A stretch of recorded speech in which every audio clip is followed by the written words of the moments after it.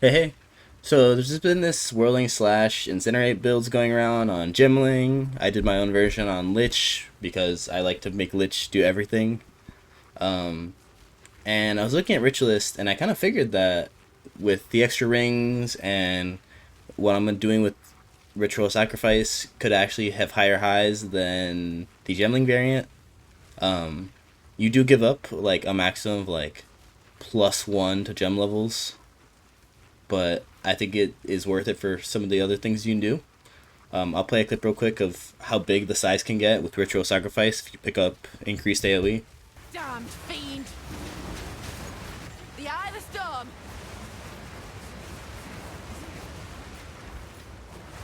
So yeah, in that clip, we picked up a mod that gives us increased AoE. So I reset my whirlwind and I was able to spend the whole rest of the map with my AoE double the size. Because the size of whirlwind snapshots. So if you Ritual Sacrifice an increased AoE mob, which honestly I feel like I can find pretty consistently, like maybe like 60% of the time I go into a map I can find it. You get that crazy AoE, and even if you don't have it, it's still fast enough and does enough damage. Um, but it's really nice. We take advantage of Ritualist's Mystic Attunement to get +5 off our Fire Flower. It helps bridge the gap between Ritualist and Gemling, because Gemling gets that +2 to Intelligence skills that boosts our Incinerate. But we really took advantage of the 25% on all of our rings. I was normally a fan of double black flame, but because of the opportunity cost, like going up with Mystic Attunement, I'm only running a single black flame and two other rings. We'll go over that later. Um, so the big star of this build is just secretly Ritual Sacrifice. You can pick up any mod but Shroud Walker, and it's pretty nice. You're not required to do it. Like the build totally plays out without it. If you get like a 2 charm belt, you could totally just go for intricate sigil seer to get the third charm, and then you just change a little bit in your tree to like stop specking in a skill duration. I spend like 5 points maybe or 4 points in an instill for skill effect duration, but it's totally unnecessary. You don't have to run Ritual Sacrifice. It's just what I prefer. I also run Blood Boil just because I'm running Withering Presence and 2 jewels that increase my presence size.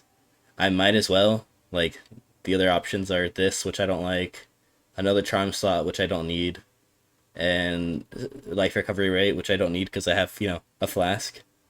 So Blood Boil is just kind of like, it's there. I could just go like life recovery rate, charm charges gain, but I'm just not a fan. Um, so I'll play some gameplay now, and then I'll get into the build.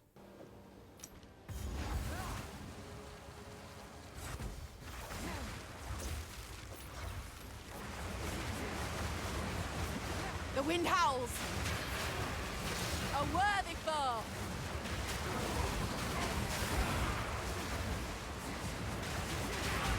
You don't stand a chance! Hold on!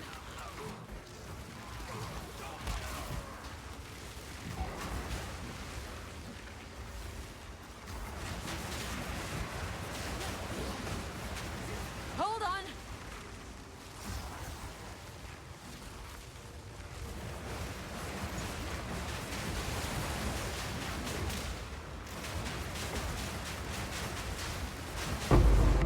Wait! I'll not say no to that.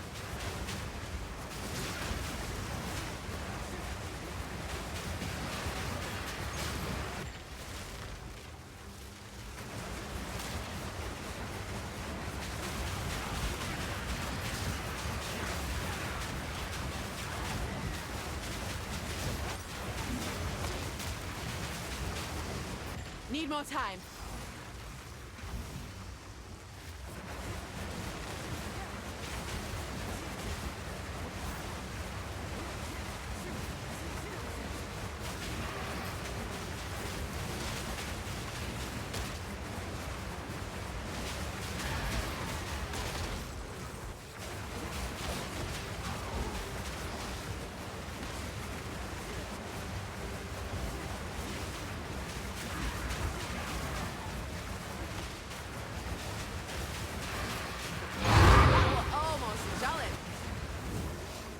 The wind howls. Second!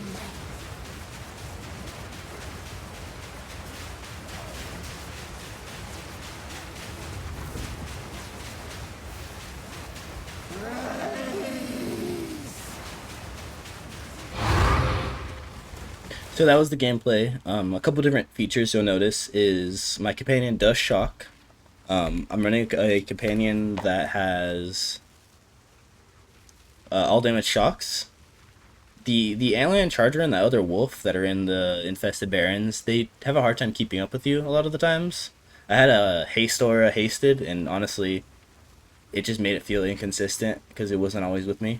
So the haste aura totally unnecessary. I would just go and get a companion with all damage shocks, and then don't rely on your companion for your move speed or anything. Energy shield aura would be nice. Just anything that sounds good against the boss plus all damage shocks. I think that the companion's value is not really in what it gives you from haste and like speed. I think its value is how you scale it for incinerate, which we'll go over later, and the shocking. One other thing you'll notice is I didn't get too good of ritual sacrifices on that map, but hasted it does feel pretty nice. It is pretty nice. And then one other thing is my single target right now isn't that great. I'm still working on it, but honestly, I've been dodging all the cheap or the really expensive upgrades. This incinerate whirling slash build has been going really popular, so I've been trying to ride the line of like getting cheap items. I know I bought this emerald down here. This is like, I went on PODB, I looked at emeralds, I put in every stat that I wanted. Like, I put a count with 4 with every stat I wanted. And this was the only jewel on the market that gave me 4 stats that I liked, and it was only 50x. So the way you scale damage on this build is not known to be expensive yet. Like, this jewel, I'm sure, is worth a lot more than the 50x I paid for it. But you could check my weighted sum guide. It kind of gives some insight on how to find cheap things, but just in general, I think I've kind of been threading the needle of not paying too much.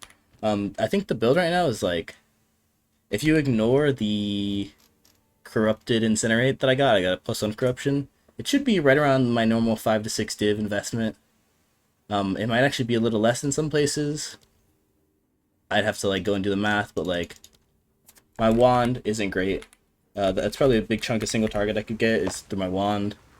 I barely have 67 spell damage. I don't have gain damage. You really want to gain damage as fire because it goes on your ignite, which is also why I have it slotted in here for the desert rune. It could be really, really good.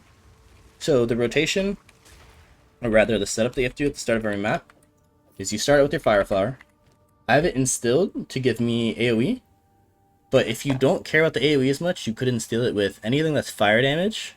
I'll cover how snapshotting works on Incinerate later, but anything fire damage would be good on here. Actually, no. Fire damage doesn't work. I totally forgot. It's just swapping it out. So your options are pretty much AoE, AoE, AoE, and AoE. So I instilled Colossal Weapon. You can do anything. I know there's a node down here. It's pretty expensive. It's Authority, but it costs a Suffering.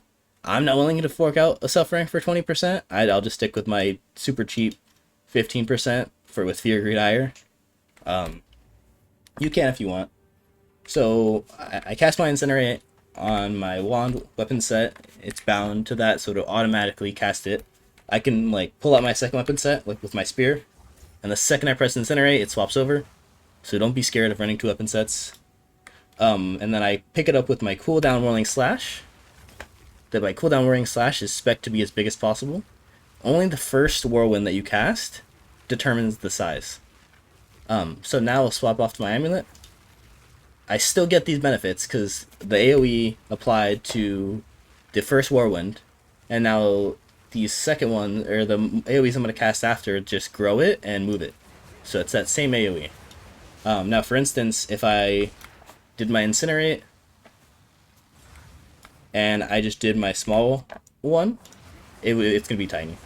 I didn't use the amulet either, you'll notice that as well. That added some size.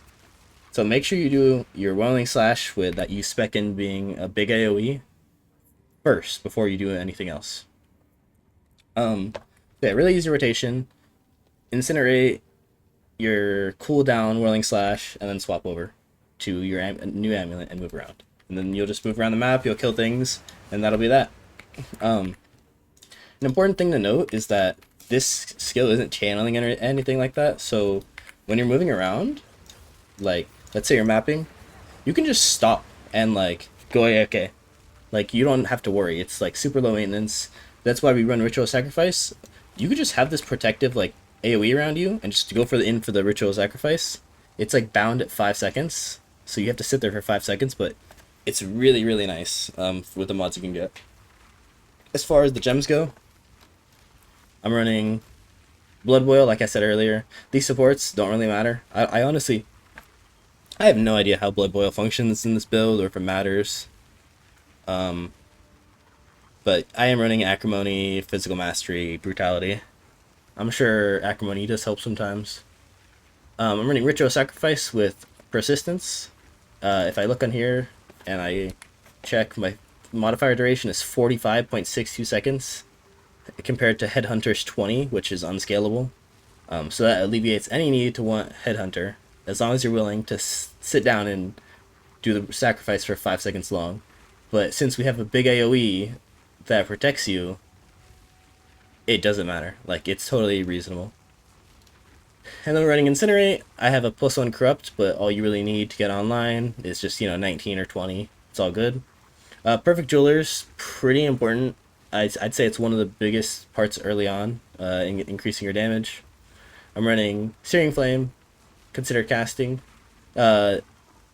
Concentrated Effect, Control Destruction. Since Incinerate scales its magnitude off hit damage, this does work.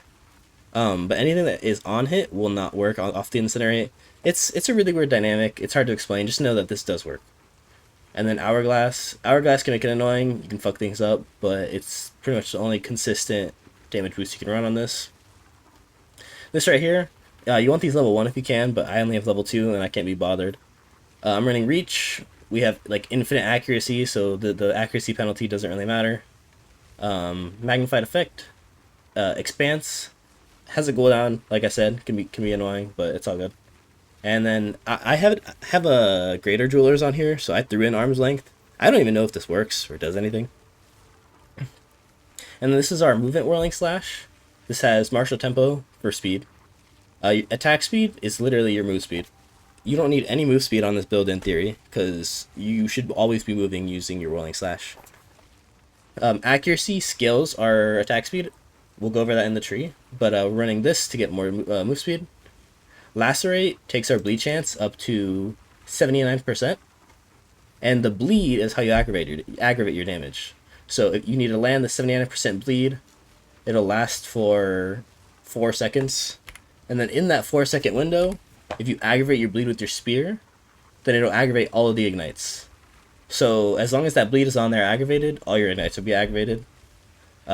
Lacerate's important because if you don't have, like, if it's a low % chance to bleed and then a low % chance to aggravate, you're not gonna have an aggravated ignite. So very important to run it Lacerate. Unbreakable, you're constantly casting it. You want to be hit with less stuns, you run Unbreakable. Super easy. You could be running Energy Barrier on there, but I found on this build it's just not that important, and I don't want to get a perfect for it. So I'm actually running Energy Barrier on my Wind Dancer. It's pretty conditional and doesn't work a lot of times, but like I said, it's not really important to me. Next is Despair. I'm actually casting Despair off my second weapon set just because it has a little bit faster cast time. Yeah, a little bit faster cast time. And then I don't really have any benefits to it on my first weapon set. But I'm doing Heightened Curse, Focus Curse. I'm running Hexboom currently, so I can use it on packs if I want to. But I think I might take this off and put something else on, just because I only ever use this on bosses. My magnitude is currently 29. If I took this fire res off on my gloves, I could get it 5% higher to 34. I probably will do that. I think I did fix the fire res, but that's a later optimization. Using our spirit, we have 165 spirit on set 1, and to get that with Ritualist, you need either 60 spirit combined between these two, but since the amulet gets a 1.25 times multiplier, you only need a total of 48 spirit to get 60 total. So I'm just running, what is this, 52 spirit on here, and that gets multiplied, so I have 165. You only need 48 on your amulet. So whenever you're buying your amulet, just put in, you'll do weighted sum, and then you do spirit implicit, and then spirit like normal stat, and then set the weights to 1 and the minimum on the actual filter to 48, and that'll make sure every amulet you buy has at least 48 spirit between the implicit right here and the actual modifier. You could get spirit off your chest, but ignore this chest, by the way, it's kind of bad. You could get spirit off your chest, but because you can get it so much easier on here, it's better just to get on the amulet. But I'm running with all that spirit. My companion, make sure you quality this to reduce the reservation. I'm running Withering Presence, Wind Dancer, and Ghost Dance. Survivability is really important to me. I like to be really tanky, so having all this I think is really nice. Fast forward to get Ghost Dance stacks faster. Make sure you quality this as well, so you can get more energy shield returned. Wind Dancer, you don't need to quality this one, it just increases the explosion radius. Let me talk about quality actually, let me go back. Incinerate, you are required to quality it. Quality gives more magnitude of ignite. Whirling Slash, do not quality at all. The quality only affects the whirlwind explosion, and the whirlwind explosion is when you walk out of it. And if you walk out of it, you bricked your build. You fucked up. So don't do that.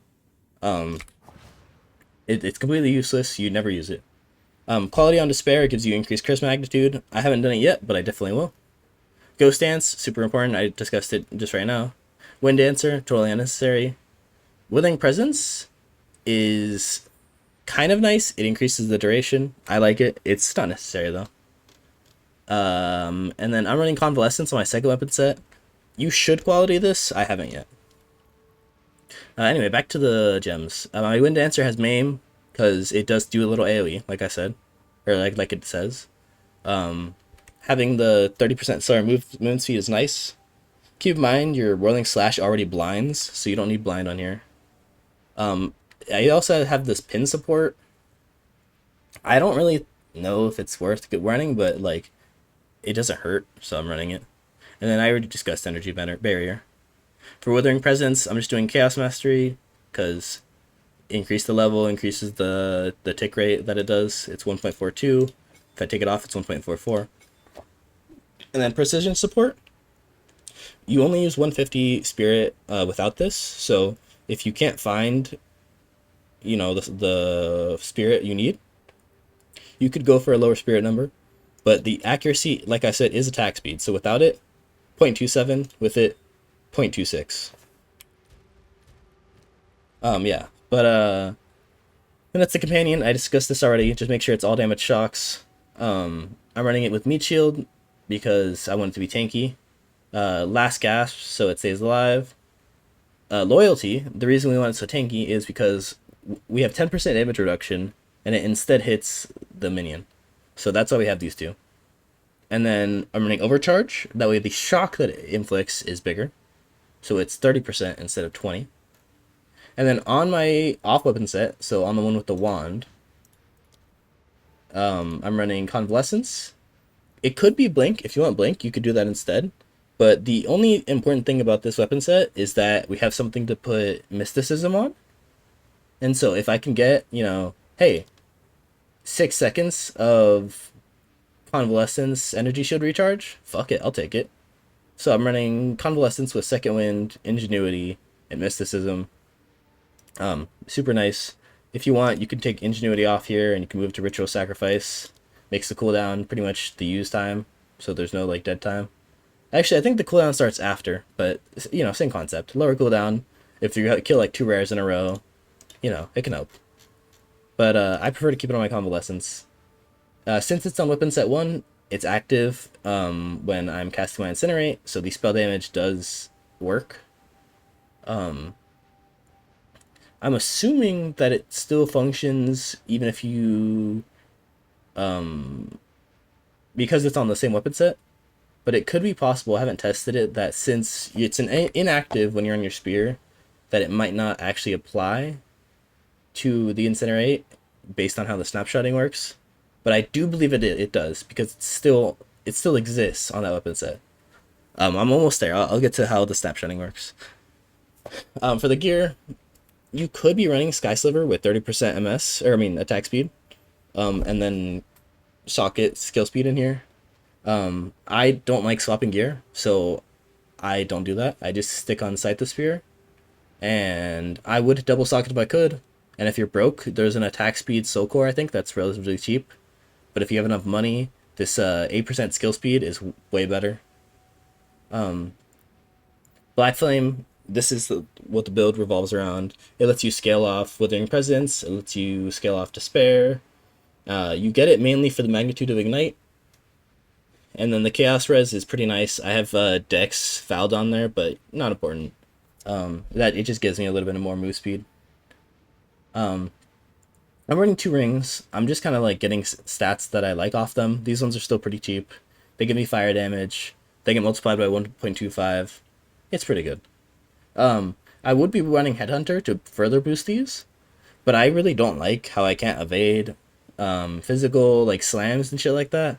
So I'm spec'd in to like build off of this armor on my shield, and so I'm running an armor belt. It's pretty much all I have on this belt is just armor. I have a little bit of chaos res, so that's pretty nice. The strength is pretty nice. But yeah, I have armor. My tree brings it up to 22%. It's not great, but I mean the difference between 0 and 22% can mean a good amount, especially like when it's hits you can't evade. I'm not running acrobatics, so I can only evade. What is it called? Strikes and projectiles. It is what it is. Helmet. I'm running the node that gives you evasion based on your energy shield, subterfuge mask. So I'm running an energy shield helmet. I have bear talisman for increased AOE, and then you want accuracy on this because like we've discussed, accuracy contributes to your attack speed, which is how you move around.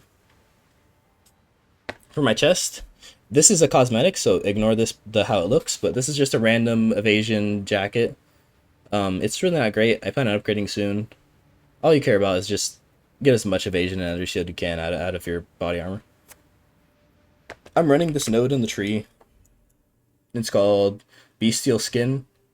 And so you would think, oh, if you're getting all that evasion rating, and you're pathing over here to where you're getting Spectral Ward and you're getting energy shield per evasion rating on your armor, why would you go a hybrid armor? And well, the answer is this node actually gives you less than a hybrid. Like if I swap this to an evasion rating only for the same price like of gear, I'd have less energy shield overall, and 74% evasion is enough.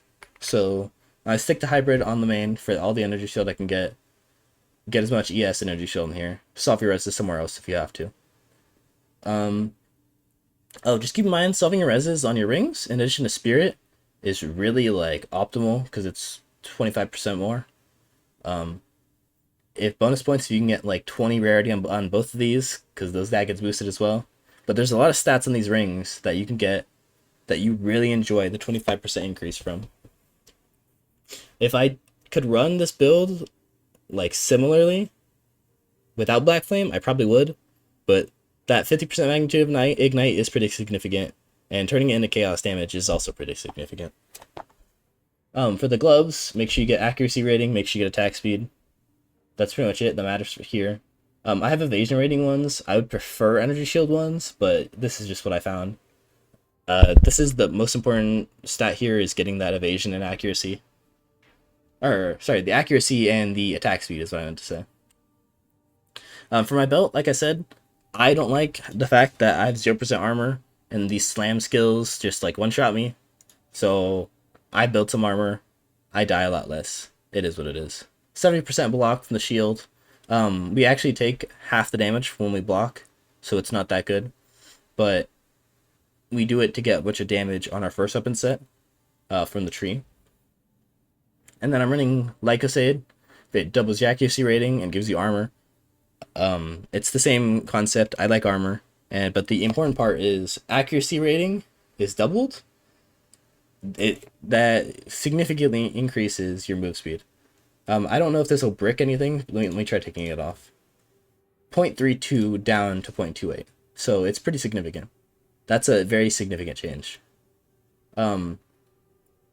Boots, not really anything special here. Just get more energy shield. Make sure you put Ox Talisman. The presence AoE is pretty important. You want your Withering Presence to be roughly the size of your Whirlwind. So if I do, here, I'll just do it. If I do my Whirlwind, there's no fire, but pretend there is.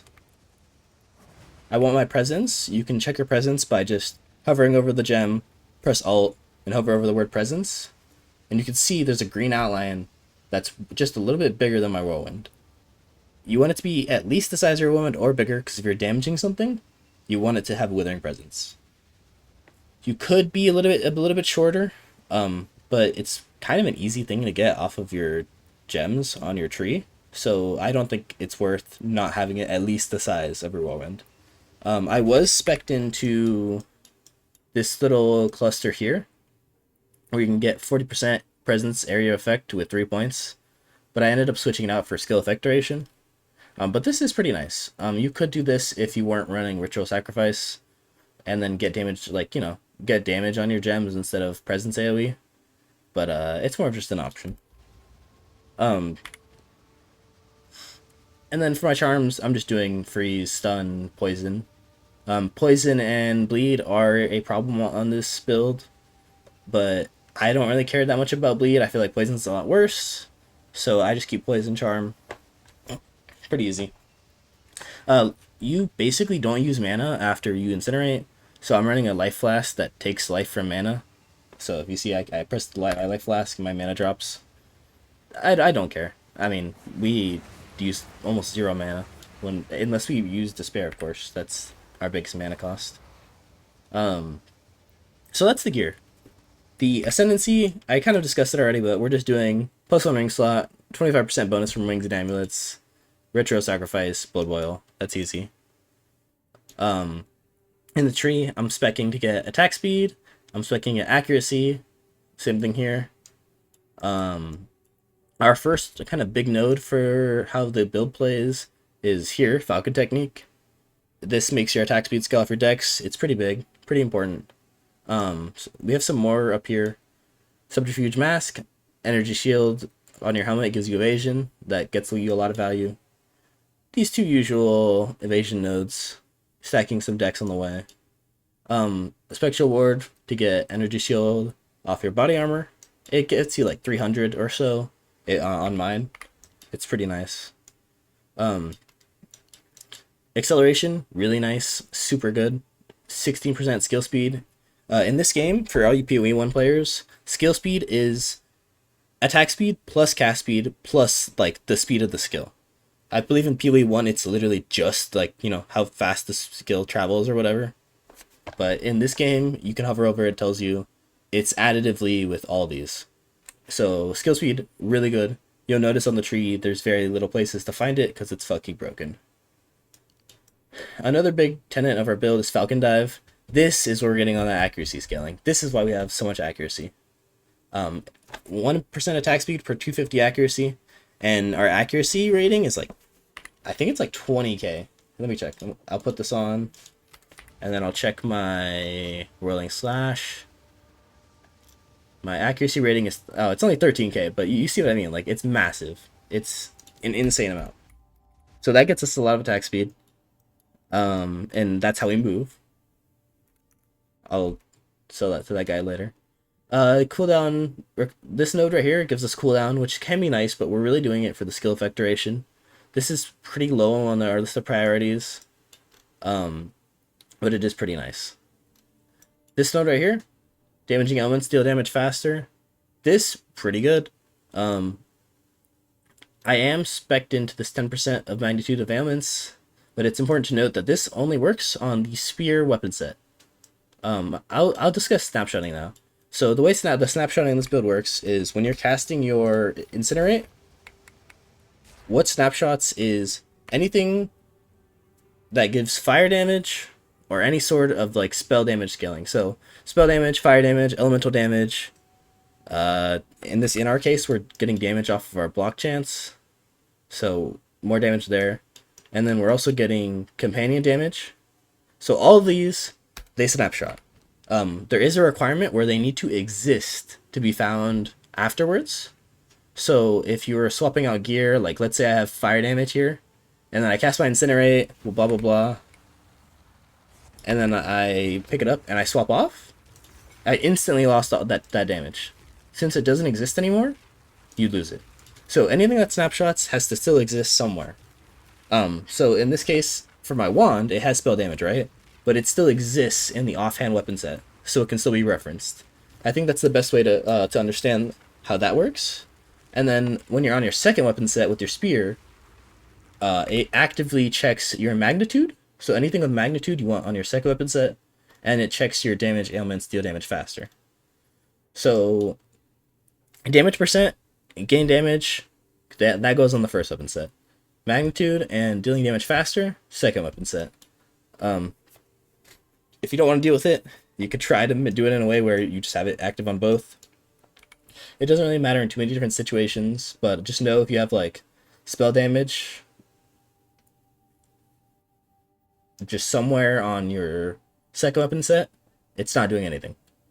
And vice versa. If you have magnitude on your first weapon set, or rather your wand weapon set, it's doing nothing. So I talked about block earlier, but we're taking this node here for block chances doubled, but you take 50% of the damage. This kind of sucks, but we're doing it to get high block chance for when we cast our Incinerate. Our block chance is 75%. We max it out. It's not 1 over, it's right at the max. We didn't overcap it. And we get 75% increased damage from that. So that's how we get a lot of our damage scaling. I took this node because a lot of the times when you get hit from physical damage, it's like you're evading, and you take one big fizz hit that you can't evade, and you fucking cry. So this is the node I took to get a little more armor. This right here is like 5%. Ignore the 13% you see. It's actually a little bit higher. 22. So yeah, this increases literally by like 5%, which is these two points. So it's pretty nice. This just gives AOE. I don't pad this way because it's the same travel time to get to the point, or the notable, but you get 3 attributes instead of 3 area of effect. Minor note, but just make sure you take this path to pick up this extra attack area. More movement speed here, and that's the tree. As I get more points, oh, I almost forgot. So I'm running a From Nothing gem. It's Chaos Inoculation. It's like 2 Chaos right now, so get it while it's cheap. But here, I'm taking a couple of important notes. I'm getting Wither Away, and these 2 small Wither nodes. So it's 40% Wither, and when they enter your presence, they instantly get a Wither stack, so it helps stack up Wither faster. This is really nice. I'm picking this node here up. You might say, oh, this is a Frost Cluster. No. Caspia Cold Spell skills would be nice, can't use it. 16 increased skill effect duration for 1 node. Easy. Super easy. And then these are totally extra, but I had some extra weapon set 2 points. Keep in mind, this is the one with the spear. And so I just got these 2 nodes. We don't have too much energy shield to scale it, but the 20% stun recovery and the 10% reduced duration of ailments, pretty significant. And when I took these, they doubled my stun and ailment thresholds anyway, so pretty good. That's pretty much it for the tree. I was, like I said, I was expecting a presence to get presence size, but then I switched it to jewels. For my jewels, I got this one right here. This is presence, energy shield, magnitude of ignite. Those are the important things to look at. The mana regenerate, pretty much a dead stat. The recover life on kill, kind of quality of life, kind of mid. It's a little whatever. This gem, I went earlier. Companions deal 16% increased damage. Is from this node right here, where companion damage increases apply to you. That's how we're running that. And so we actually, I didn't point this out earlier, but we pick up a lot of small nodes that give you companion damage. So this cluster right here has 4 of them, so that's 4 times 12, but I'll do the math after, hold on. And then we pick up one more down here, 12%. I believe there's one more up here somewhere. Yeah, 2 right here. So 4, 5, 6, 7. 7 times 12. Oh man, I can't do math. Well, whatever. Whatever 7 times 12 is, that's applying to our incinerate when we cast it. So it's a really big damage increase. That part's really nice. And so if you could find emeralds with companions deal damage, increased damage, really, really good. This jewel, I was able to get damaging elements deal damage faster on it, and then some attack speed and accuracy, which is also attack speed. So this is a super efficient jewel for me. If you have to just do sapphires and get some like less optimal things, just make sure you target magnitude of ignite. Make sure you get enough presence AOE, and if you can, get some companions deal increased damage. Pretty good. This jewel up here, same story. This time I got spell damage on it, presence AOE. Skill effect duration's really nice if you can get that. It's a good stat to look for, just because you're using that, 45-second headhunter. Every bit of skill effect duration you can get increases that time. I'm assuming if you get it on each one, like if I had these 3 sapphires all had it, I'd probably be like pretty close to a minute of headhunter time. And keep in mind, it gives you all of the mods of the monster. So if a monster has 4 mods, you're getting 4 mods for a whole minute. And then it's the same story with headhunter,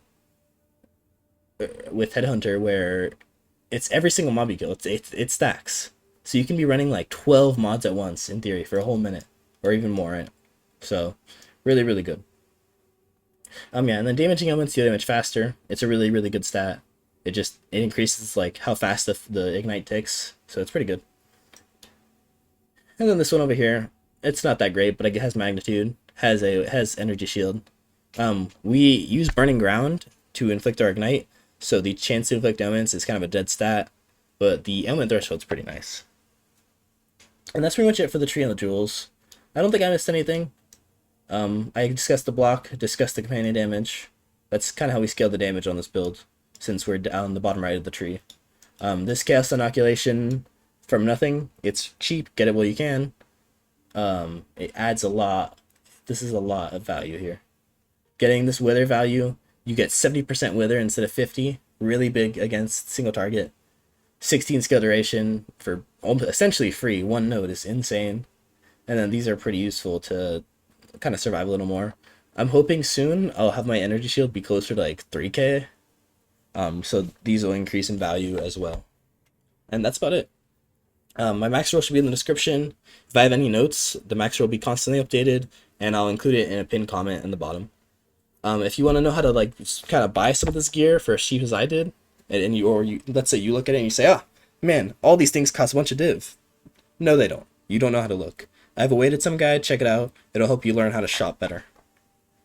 And yeah, enjoy.